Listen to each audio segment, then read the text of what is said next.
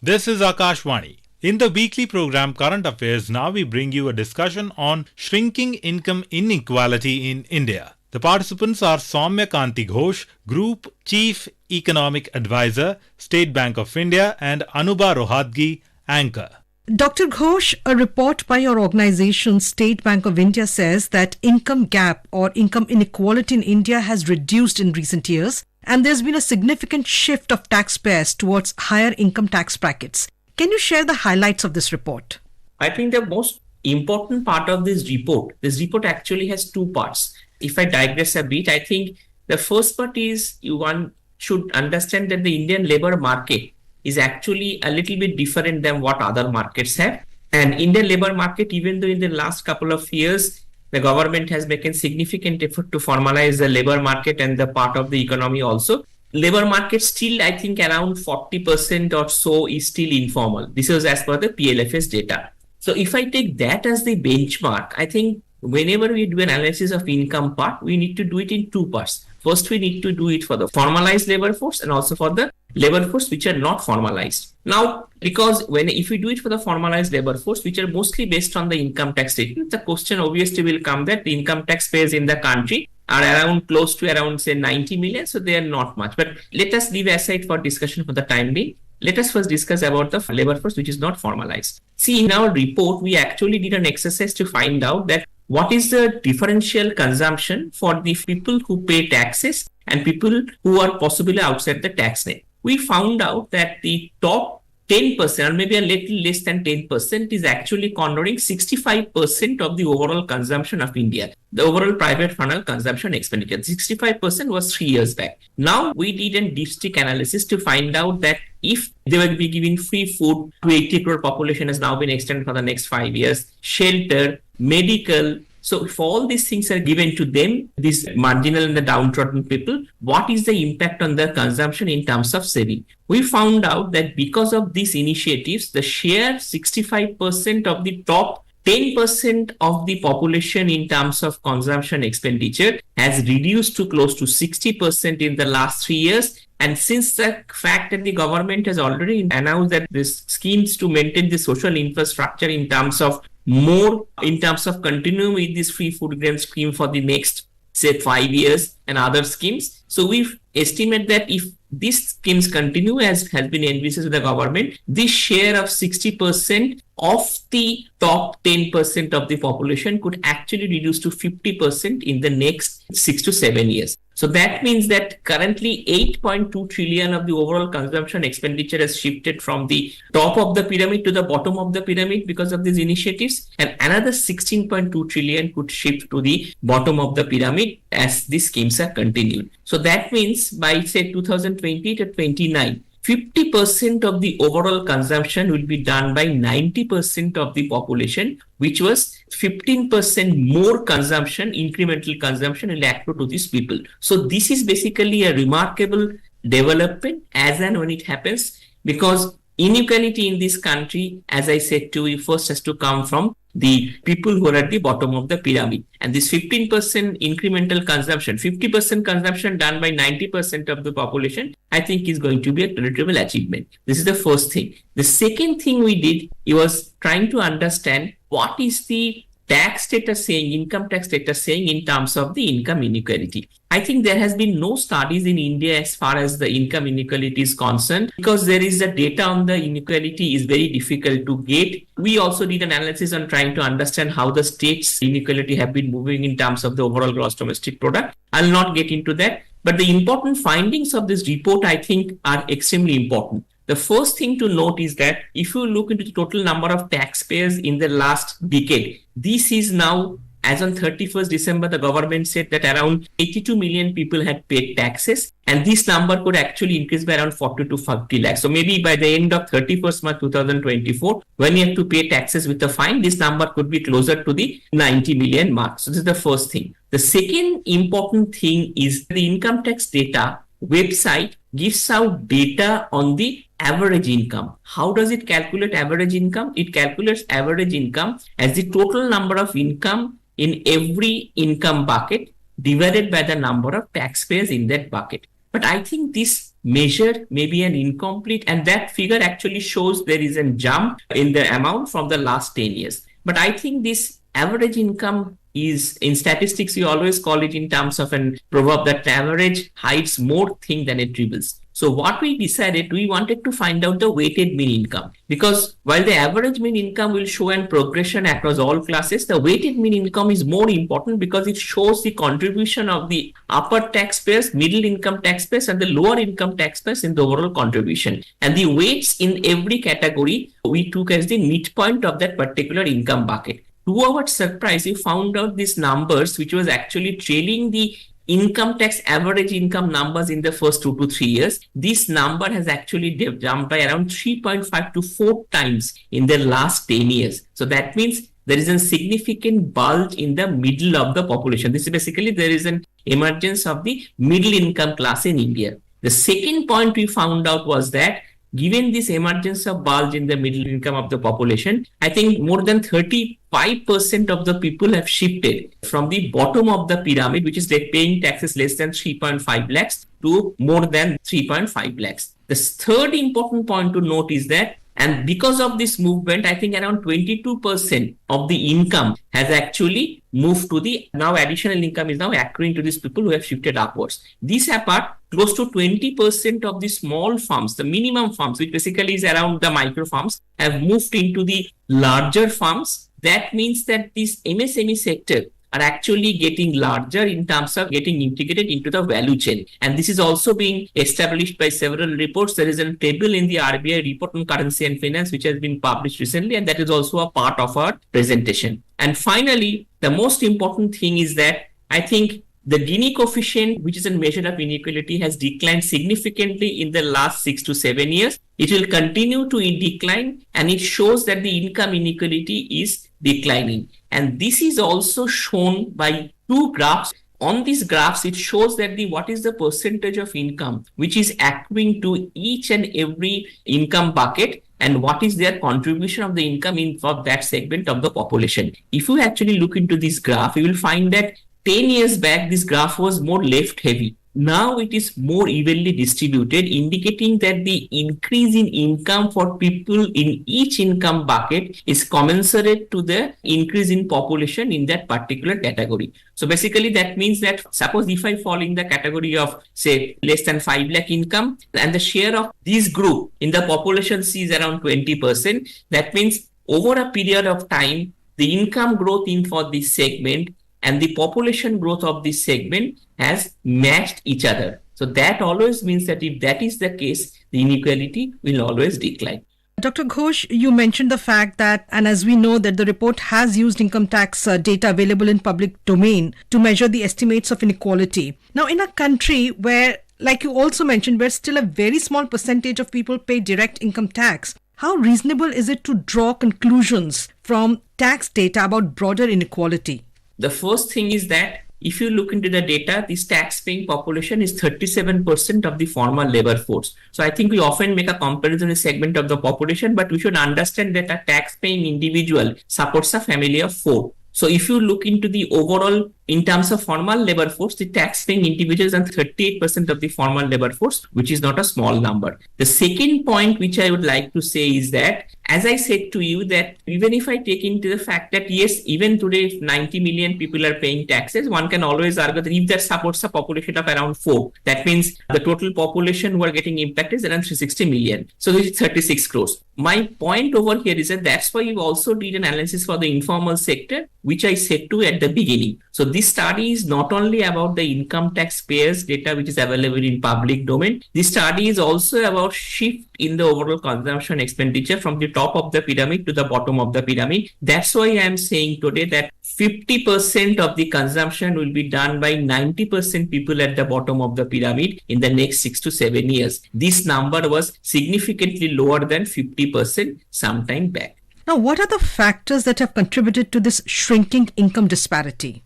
See, there are several factors. Of course, India is a large country, and in economic literature, I think any development, there is always some inequality which happens. I think basically you can say that it's a necessary evil. Basically, some sort of inequality happens because earlier what used to happen that we used to believe on trickle down theory. Whatever we are earning at the top, that will trickle down, but that is not necessarily how it observed, because there has been also sometimes leakages. So to supplement these leakages, the government has actually gone through these DBT transfers. And if I remember, the amount transferred to DBT today is more than 30 trillion. So what it is doing is that as the leakage is getting reduced, and as the government is trying to hold up the hands of those at the bottom of the pyramid by building up the social infrastructure, there has also been initiative by the states in terms of supplementing the income of the women people.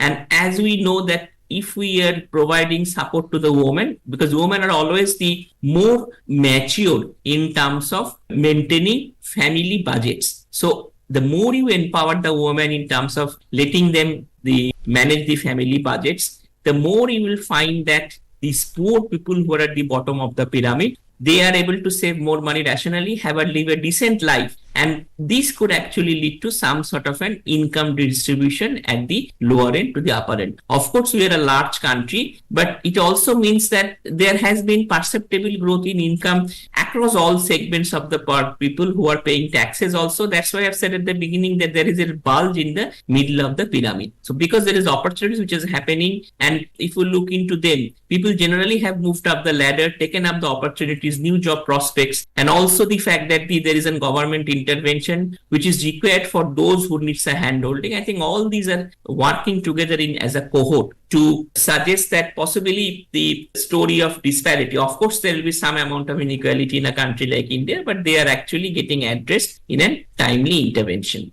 Dr. Ghosh, another important highlight of this report is the rebuttal of the theory of K-shaped post-pandemic recovery in India that, according to some economists, have put forward. Now, for our listeners, can you elaborate on what is a K-shaped recovery and why that doesn't hold true for Indian economy? See, I'll tell you, I think if you look into the word K, the K actually has two strands. One strand actually goes up and the other strand goes down. And the upper strand goes up means that basically the rich are getting richer, and the lower strands going down means the poor are getting poorer. But I think this K-shaped recovery, the K-shaped recovery, even the term was actually used by a professor called Atawara and after the pandemic. But my sense is that I think people have been, as I said to in the beginning, nobody is denying that there could be an inequality in the system. But I think people have been using this term more often through anecdotal evidences. Let me give you some examples over here, some of which we have pointed out in the report. The first part is basically, as you can say, the two-wheeler sales. For example, a lot of people are saying that the two-wheeler sales have declined post-COVID. So therefore, this is a sign of economic distress as people are not buying two-wheeler sales. But look, two-wheeler sales was at its peak in a year when the rainfall deficiency was 16%. And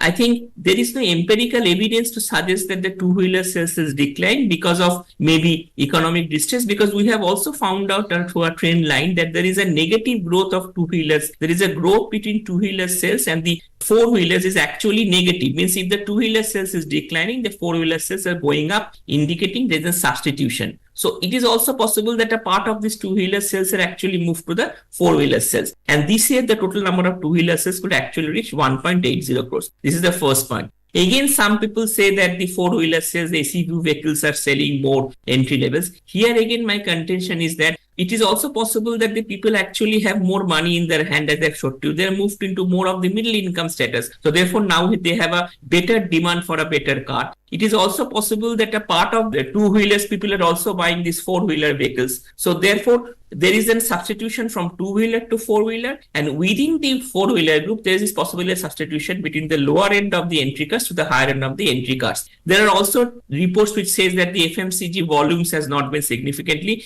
It could be also possible that the FMCGs are actually, people are having now preferences. So people like to buy more in bottles. So there could be several hypotheses. Whatever hypothesis has been said in public domain, which I mentioned to you, tries to show that the recovery in Indian K-shaped because the rich have got more, the poor have got less. I don't agree with that hypothesis because these are based all on anecdotal evidences. Until and unless you do a rigorous empirical exercise, the way we have done in the report in terms of estimating the Gini coefficient, the debate actually becomes a little more lopsided because the debate cannot happen on anecdotal evidences. Rather, it should happen more on data driven as given in public domain. Dr. Ghosh, of course, you mentioned one of the highlights that there is rise in the number of four-wheel drives, four-wheelers that people are buying. Then, interestingly, there is also another highlight which I found very interesting, which is that the rising use of food delivery platforms, especially in non-metro areas, and the rising sale of iPhones that have been cited as measures of the rising hinterland prosperity and disposable income and the flux in the middle class, to quote the report. So these are also being used to measure the shrinking inequality.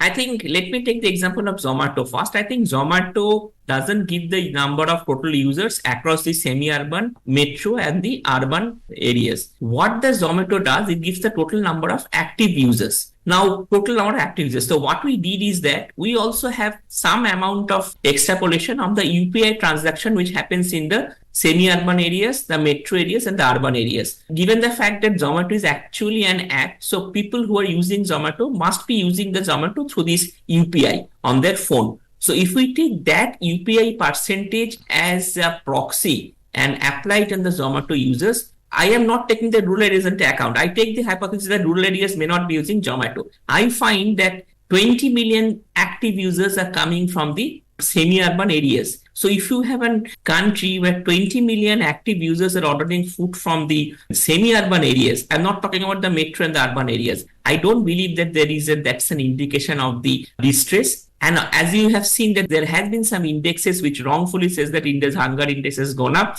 and juxtapose this data with that number where 20 million people are actually ordering from the semi-urban. Regarding the iPhone sales, I think people can always argue that iPhone is at the high end of the category. Even if I take that factor into account, I think 6% of the global market share in the last 4 to 5 years, and the way the credit is actually moving today, the formalization of credit is happening. I think this shows that middle class have become more ambitious. There are more money in their hand, and they are willing to use several routes. Like, for example, like if you buy it through a credit card, there is always an EMI option available. So people are actually using all those categories to show that, yes, they are ambitious. And that also reflects that people rising prosperity on the part of the people. Because if you are buying at around 1 lakh or 120 lakhs on an EMI, say, of 10 months, paying an EMI of 10,000, I think that's a matter of ambition and prosperity of the part of the Indian middle class. So these are some examples to justify that possibly,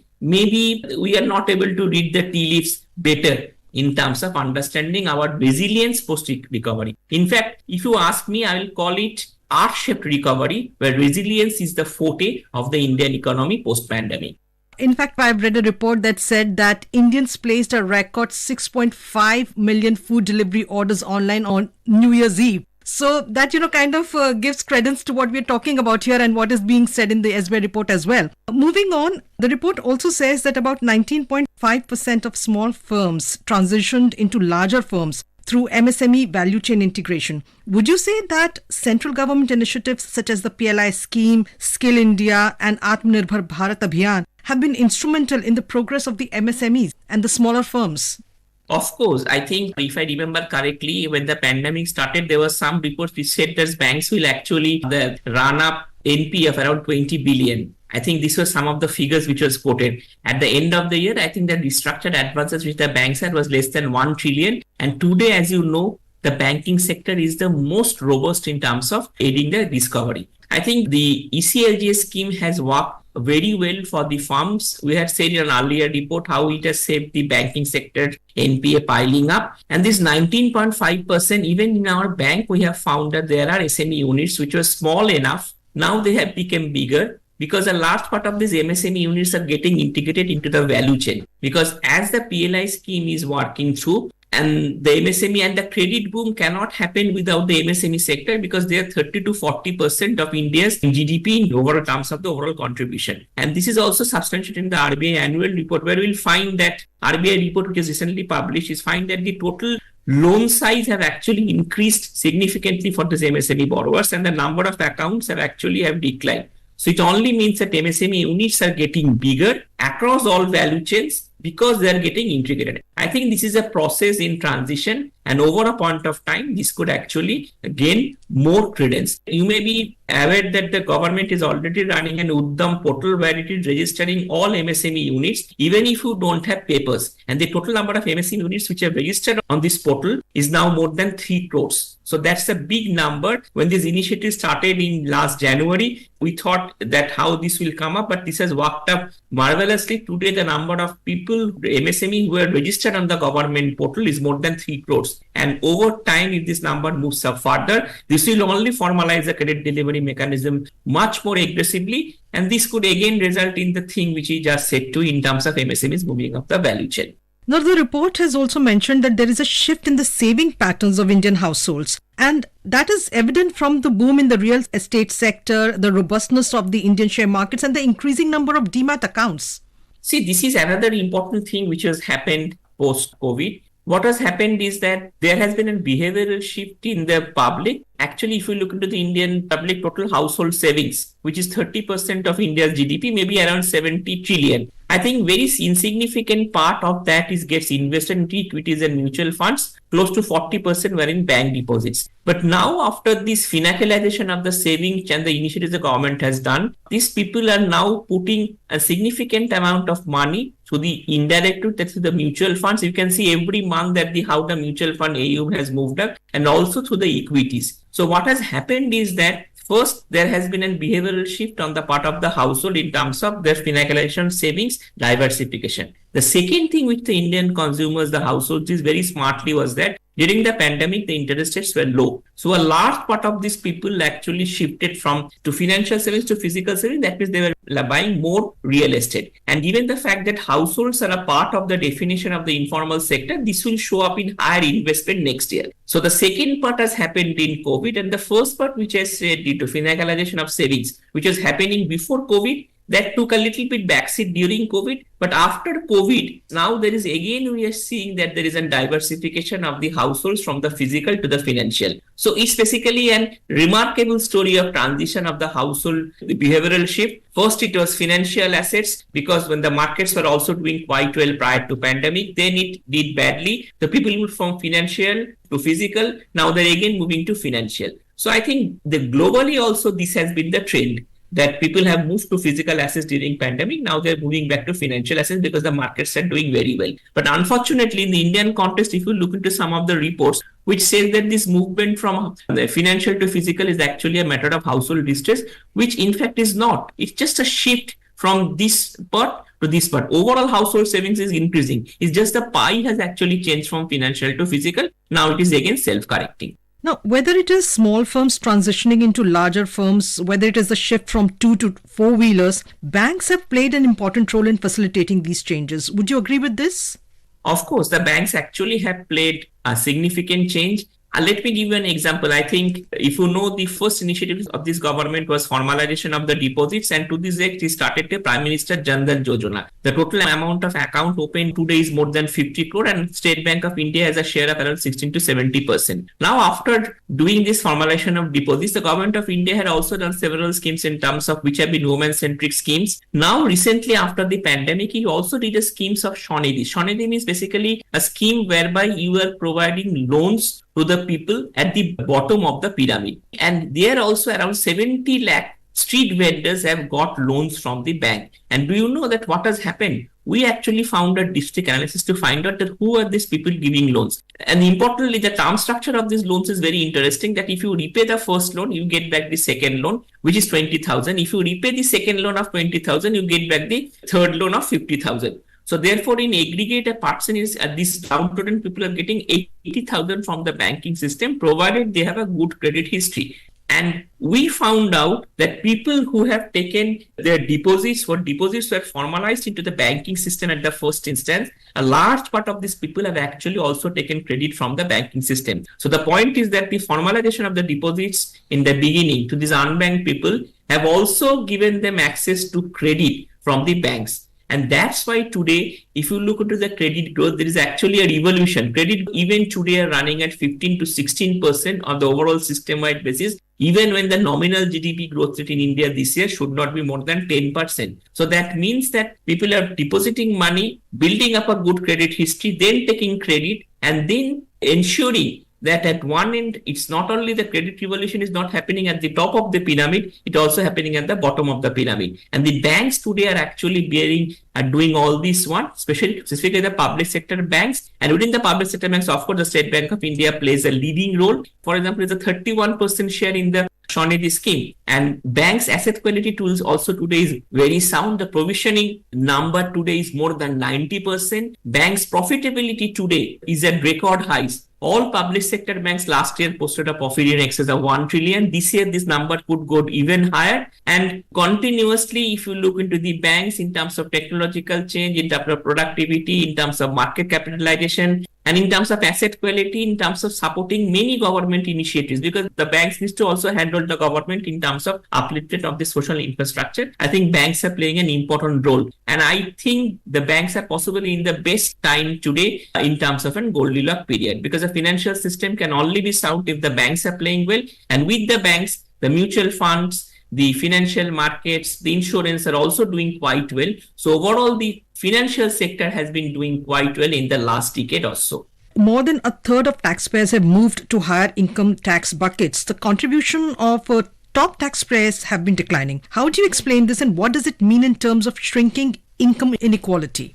No, I think that's actually a measure of a declining income inequality, because if you look into the top tax-paying individuals, the share has actually moved down from 2.81% to 2.28%, and the topmost taxpayer share have actually moved down to 0.77%. So that means that because of this bulge of income in the middle, the share of the top taxpayers is actually not going up. The share of the people who are paying taxes actually, and their income is actually rising more in the mid segment of the population. This is what we basically call the reduction of the inequality over a point of time. And my sense is that all this time, if you notice that we often make an argument that in India, the top 50% of the population have so much amount of wealth. These data is just to dispel that notion that yes, if 100 rupee income is available today, the top people who are earning that income, their share possibly has declined, and the share of those at the lower end of the tax paying have actually gone up. Of course, there is a gap between both of them, but it's heartening to see that at least one share is declining and other share is going up. Lastly, what conclusions can be drawn from the shrinking in income inequalities in India, and what does it say about India's economic growth? No, I think it's actually a process which should be continued. Here also, I want to mention you one thing. A large part of the people say that providing food grains to 80 crore of the people is actually a sign of economic distress, which I vehemently deny is actually a necessary condition to handle these people so that they can make effective decisions in their life in terms of saving their money and doing it for 1 day. Do you know that we had done analysis of the Jan Dhan scheme with those who are getting money at the schemes? We actually had found out at that point of time that people who are at the bottom of the pyramid are depositing money. That is leading to a lower rate of crime in those areas where people are having money. And there is also people are actually consuming less of intoxicants. And all these things happen only when the women get more financial empowerment. That exactly has been happening. If you look at the overall incremental deposits, which is coming into the banking today from the rural areas, more than 60% of it comes from the rural women. And I believe that this is the most important thing to have happened for the economy to grow, for the economy to survive.